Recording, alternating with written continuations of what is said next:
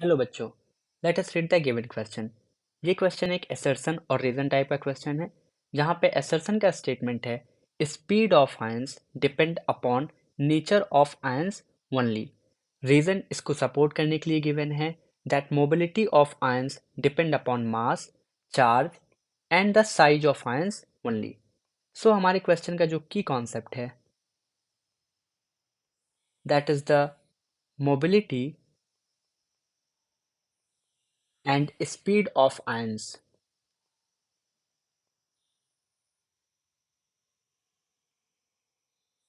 अब हम एक एक स्टेटमेंट को एनालाइज करते हैं।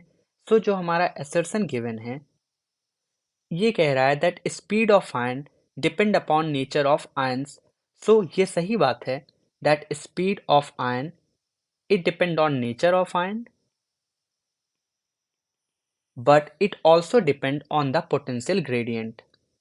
तो अगर हम पोटेंशियल ग्रेडियंट को बढ़ा देंगे तो किसी भी आयन की स्पीड भी बढ़ जाएगी। तो क्वेश्चन असर्शन में कह रहा है कि it depends on the nature of ions only, but ऐसा नहीं है, वो पोटेंशियल ग्रेडियंट पे भी डिपेंड करेगा। So assertion is wrong.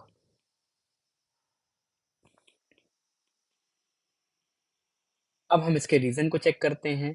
So reason is given that mobility of ion depend on the mass, charge and the size of ion. तो ये बिल्कुल सही बात है दैट मोबिलिटी मास, चार्ज और साइज पे डिपेंड करता है। सबसे इंपॉर्टेंट बात that mobility is independent of potential gradient. So हमारा जो रीजन है ये एक करेक्ट स्टेटमेंट है। सो गिवन ऑप्शंस के अकॉर्डिंग हमारा रीजन करेक्ट है बट असर्शन फॉल्स है। सो हमारा ऑप्शन डी बिल्कुल सही हो जाएगा, जो कि कह रहा है that assertion is false but reason is true. I hope you understood the given solution. Thank you.